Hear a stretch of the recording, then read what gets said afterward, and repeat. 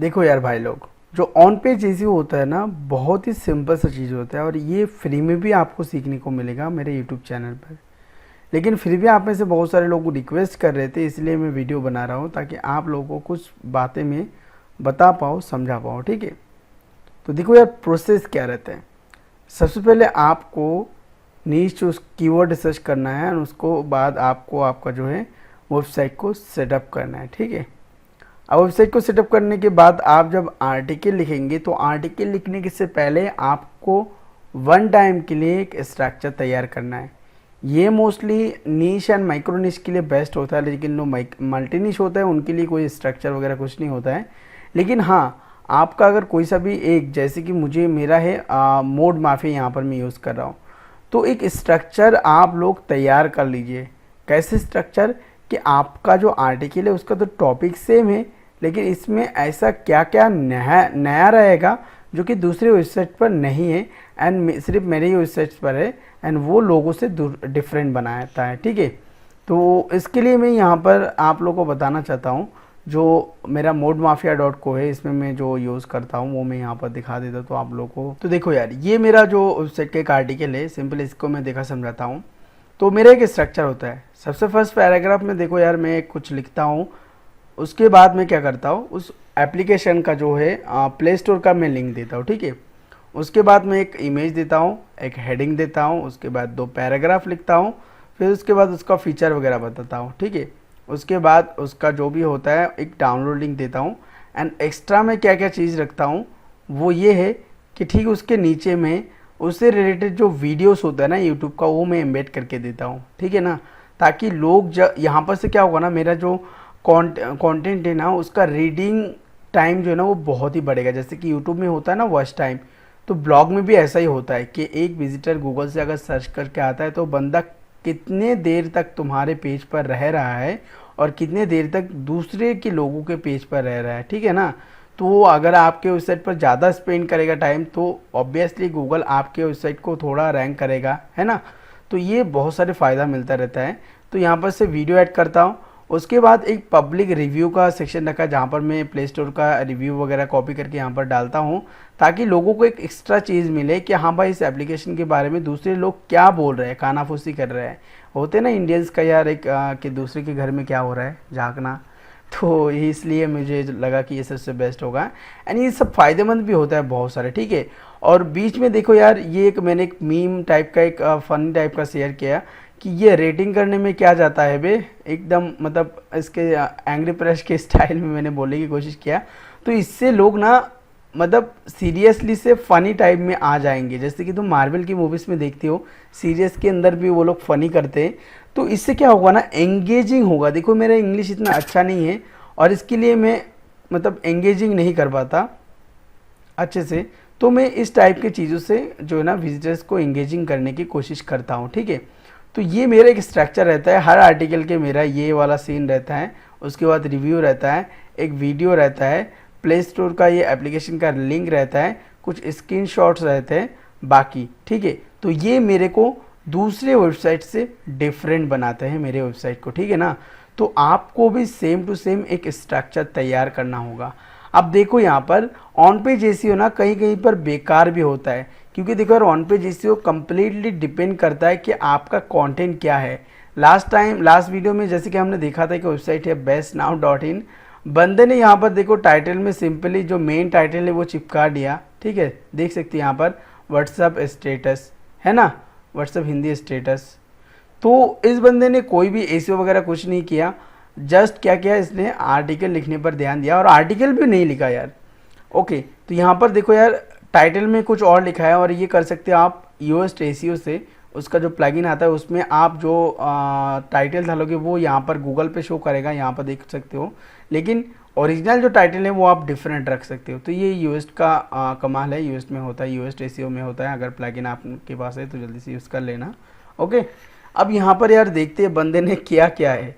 इसने कोई भी ऑन पेज एसईओ का मतलब धज्जा उड़ा दिया है, कोई भी एसईओ नहीं, ऑन पेज एसईओ इतना यूज़ नहीं किया है। बंदे ने सिंपली सिर्फ इमेजेस अपलोड कर दिया है। जो कुछ भी लिखना पड़ता है ना, जैसे कि हमने यहाँ पर लिखा है ये सब कुछ, जितना कुछ भी लिखा है कि हाँ भाई ऐसा ऐसा करते वैसे से करते, बंदे ने कुछ नहीं किया। और हर एक आर्टिकल में ये सेम टू सेम किया है, just image and status, image and status. And इसका जितना भी आर्टिकल्स है ना, मोर देन इसका 100 के ऊपर आर्टिकल है, लेकिन करीबन 50-60 आर्टिकल या फिर तो आई थिंक सबके सब आर्टिकल इसका रैंक कर रहा है, ठीक है। और वो रैंक कर रहा है कैसे पता है? क्योंकि इस बंदे ने देखो यार, सबसे पहले तो अपना कंटेंट क्रिएट कर लिया। अब उसको लग रहा है गूगल को अच्छा लगे या ना लगे, गूगल को कुछ हिंदी इंग्लिश में पढ़ने को मिले या ना मिले, जो विजिटर बंदा आएगा ना, वो आके एक बार अगर इस पेज में रुक जाए ना, तो उसको बहुत कुछ मिलेगा। अब अगर एक बार विजिटर रुक गए तो आपका तो रैंकिंग ईजिली होएगा ही होएगा। तो उसने विजिटर लाने के लिए क्या किया, इसमें बैकलिंक बनाए। और बैकलिंक से क्या होता है, झट से रैंक हो जाता है, लेकिन उसको टिकाए रखने के लिए कंटेंट जिम्मेदारी होती है। तो जब रैंक हो जा रहा है और वहाँ पर विजिटर भी एक दो आ रहा है, तो विजिटर आकर वो वापस नहीं जाएगा, क्योंकि उनको इतने सारे वैराइटीज मिल रहे हैं। तो वो डेफिनेटली सारे के सारे स्टेटस को चेक करेगा एंड उनमें से मतलब डाउनलोड करेगा, है ना। तो एक तरीके से वो बंदे मतलब मैनिपुलेट कर रहा है गूगल को भी और विजिटर्स को भी। एक तरीके से विजिटर्स को भी अच्छी चीज़ मिल जा रहा है और बंदे का हर एक वेबसाइट, हर एक आर्टिकल जो है वो रैंक भी कर रहा है ना। तो देखो यार, यहाँ पर जो मैं ऑन पेज जैसे बताने वाला हूँ, कोई भी यहाँ पर वर्क नहीं करने वाला। लेकिन हाँ, मोस्ट ऑफ द केसेस तो आपका स्टेटस का कोई वेबसाइट होगा ही नहीं ना, दूसरे कैटेगरी का हो सकता है। तो उसके लिए मैंने एक लिस्ट तैयार किया है, जो जो चीज़ आपको फॉलो करना है, इवन मैं भी फॉलो करता हूँ, ठीक है। तो वो लिस्ट मैं आपको दिखाता हूँ, एक एक करके आपको बताता हूँ, ठीक है। तो सबसे पहले देखो यार, आपको टाइटल चूज़ करना है शॉर्ट के अंदर। यहाँ पर मैंने टाइटल लिखना भूल गया है। आपको जो टाइटल लिखना है वो आपको 70 कैरेक्टर के अंदर लिखना है, ठीक है। कोई सा भी आपने टाइटल लिख दिया तो वो जितना आप छोटा हो सके रखने की कोशिश की, 70 या फिर तो 60 के अंदर आप रखेंगे तो अच्छा होगा। उसके बाद अगर वो इन्फॉर्मेटिव टाइप का कीवर्ड हो, जैसे कि मैंने बताया कि बिगिनर्स के लिए इन्फॉर्मेटिव कीवर्ड सबसे बेस्ट रहता है, तो आप यहाँ पर से इन कीवर्ड को यूज़ कर सकते हो एंड में या फिर तो बिगिनिंग में। Top, best, top status, best status, latest status, और यहाँ पर नंबर्स भी आप यूज़ कर सकते हैं। Best 100 status, best latest sad funny status वगैरह वगैरह कुछ भी, ठीक है। और हो सके तो लास्ट में आप ईयर भी ऐड कर सकते हो, लेकिन ज़रूरी नहीं है गाइस, ठीक है। फर्स्ट ब्रैकेट, सेकंड ब्रैकेट भी यूज़ कर सकते हो। तो ऐसा एक आप मीनिंगफुल जो है आप एक अच्छा सा टाइटल चूज़ कर सकते हो, जैसे कि मैंने यहाँ पर इसमें किया है, ठीक है। देख लो यहाँ पर मैंने टॉप वगैरह नहीं दिया है, तो यहाँ पर देखो बेस्ट ऑफ लक और भी ऐसे कई सारी चीज़ें। तो यहाँ पर आपको ऐसा एक स्ट्रक्चर बनाकर आपको टाइटल तैयार करना है। उसके बाद जो कंटेंट होगा, जो मेन कीवर्ड होगा, मान लो यहाँ पर मेन कीवर्ड है काइन मास्टर प्रो। तो जो काइन मास्टर प्रो है ना, इससे रिलेटेड आपको 2000, ठीक है, 2000 वर्ड का आर्टिकल लिखोगे तो आज के टाइम के लिए वो सबसे बेस्ट होता है रैंकिंग के लिए, ठीक है। क्योंकि इसका बहुत सारा फ़ायदा है, ठीक है। आप 2000 वर्ड में एक पर्टिकुलर टॉपिक को बहुत तरीके से एक्सप्लेन कर सकते हो, ठीक है। बहुत तरीके यानी कि बहुत तरीके। काइन मास्टर प्रो सिर्फ टाइटल है, लेकिन मैंने यहाँ पर काइन मास्टर का स्पेशल इफेक्ट्स बता दिए, कुछ टिप्स एंड ट्रिक्स बता दिए, उसके साथ कुछ एक्स्ट्रा चीज़ें ऐड कर दिए ताकि वो 2000 वर्ड का हो जाए एंड लोगों को कुछ एक्स्ट्रा बेनिफिट्स भी मिले। और ओरिजिनल कंटेंट जितना अच्छा हो उतना सही है। और आप लोग शायद क्वेश्चन करोगे कि यार स्टेटस वगैरह, कोर्स वगैरह तो यार ओरिजिनल नहीं होता, तो फिर वो कैसे होता है? देखो यार, कुछ होता है पब्लिक डोमेन पर अवेलेबल होता है। तो जो स्टेटस कोर्स होता है ना, वो पब्लिक डोमेन का होता है, उसमें किसी का भी हक नहीं होता। तो आप उसको कॉपी पेस्ट करो, कोई चक्कर नहीं होता, ठीक है। तो जब आप आर्टिकल लिखोगे तो सबसे पहला आपको ध्यान रखना होगा आपका ग्रामर। आप ग्रामरली नाम का एक गूगल एक्सटेंशन आता है, क्रोम एक्सटेंशन, उसको यूज़ कर सकते हो, जिससे आपका ग्रामर जो है ना वो बहुत इंप्रूव हो सकता है, ठीक है। ये आपको बहुत मदद करेगा ग्रामर सेट करने के लिए। तो आपको मस्ट ग्रामर चेक करना चाहिए। उसके बाद आपका जो आर्टिकल होगा सिर्फ मतलब नंबरिंग के लिए 2000 वर्ड का नहीं होगा, कुछ एंगेजिंग टाइप का आपका आर्टिकल होना चाहिए। जैसे कि मैंने बताया कि एंगेजिंग के लिए मैं क्या करता हूँ, मैं अपने आर्टिकल पे कुछ इस तरीके का मीम्स डाल देता हूँ, या फिर तो कुछ मतलब टचिंग वाला जो फील होता है ना, वो वाला मैं डाल देता हूँ, ठीक है। यहाँ पर जैसे ये हो गया ये वाला मीम, ठीक है ना। तो आप भी ठीक ऐसे ही कोशिश करो। उसके बाद प्लेसमेंट ऑफ कीवर्ड कहाँ पर प्लेस करना है। देखो ये जो मेन कीवर्ड है ना, इसको आपको H1 यानी कि जो टाइटल होता है ना, वो बाय डिफ़ॉल्ट H1 होता है, उस पर आपको यूज़ करना है। H2 में भी आपको यूज़ करना है। एंड द फर्स्ट 100 वर्ड्स का जो पैराग्राफ होता है, फर्स्ट पैराग्राफ, ठीक है, उसमें भी आपको इस कीवर्ड को यूज़ करना होता है, मेन कीवर्ड को। एंड जो यूआरएल होता है उसको शॉर्ट भी करना होता है। एंड मेन जो आपका टारगेट कीवर्ड है ना, वहाँ उसको भी वहीं पर आपको करना होता है, ठीक है। Use the main keyword in the conclusion. देखो यार, हर एक आर्टिकल के सेक्शन होता है, कुछ कुछ सेक्शंस होते हैं। यहाँ पर मैं आपको बता देता हूँ। यहाँ पर मैंने ये एक आर्टिकल ऑलरेडी पब्लिश किया है, एक्चुअली एक माइक्रोनिश ब्लॉग है काइनमास्टर के ऊपर। तो देखो यार, फर्स्ट वाला जो पैराग्राफ होता है ना, वो होता है इस होल जो आर्टिकल है ना, इसके बारे में, नॉट द टॉपिक ओनली, ठीक है। आप इस आर्टिकल में आप क्या क्या करने वाले हैं, क्या क्या लोगों को बताने वाले हैं, वो सब कुछ आपको फर्स्ट पैराग्राफ में ही समझा देना है, ताकि क्योंकि गूगल या फिर तो विजिटर जब आएंगे तो ये फर्स्ट पैराग्राफ देखकर ही उनको समझ में आ जाना चाहिए कि आज के आर्टिकल में आप क्या गुल मचाने वाले हो, क्या गुल खिलाने वाले हो, ठीक है। उसके बाद आप एक हेडिंग दे दीजिए। मैंने यहाँ पर H1 इसलिए दे दी है क्योंकि एक पेज है और इसका H1 कोई टैग नहीं है, तो आप इसको H2 भी कर सकते हो। फिर उसके बाद आप कुछ कीवर्ड दो और बाकी का कंटेंट जितने भी होता है आप उसको वहाँ पर इम्प्लीमेंट करो। एंड एकदम लास्ट में जाकर मस्ट कंक्लूजन जो होता है ना, उसको आप ज़रूर से यूज़ करो। एंड जो कंक्लूजन या फिर तो लास्ट वर्ड जो भी होता है ना, ये क्या होता है, आप जो इस आर्टिकल को पढ़े हो एंड इस आर्टिकल को पढ़ के आपका पर्सनल ओपिनियन क्या है, आप लोगों को कोई मैसेज, कोई फीडबैक, कोई सजेशन वगैरह देना चाहते हो, तो सब इस सेक्शन में होना चाहिए। और ये आज के टाइम पे जितने भी पॉपुलर ब्लॉग्स देखोगे, सभी ब्लॉग पोस्ट में होता ही होता है, तो आपको इसको भी कंप्लीट करना होगा, ठीक है। तो जैसे कि मैंने बताया किस किस में आपको आपका मेन कीवर्ड टारगेट करना है। एक तो टाइटल, यहाँ पर देख सकते हो काइनमास्टर प्रो आ गया, लिंक तो ऑलरेडी काइनमास्टर.pro है। उसके बाद H1 पे आपको ऐड करना है। H1 मतलब कि ये वाला हेडिंग, इसमें ऐड कर लिया, यानी कि H1 पे ऐड कर लिया।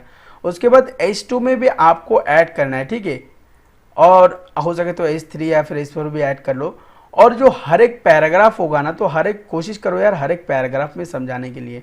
एंड देखो यार, कीवर्ड स्टफिंग आपको बिल्कुल भी नहीं करना है। जो फर्स्ट पैराग्राफ है ना, उसमें अगर आपने समझा दिया कि हाँ भाई, आज के वीडियो में हम लोग प्रोवाइड करने वाला है काइनमास्टर का pro APK for free for Android users, तो ऐसे करके अगर लिख दिए तो गूगल को समझ में आ जाएगा कि बंदा इसके बारे में लिख रहा है।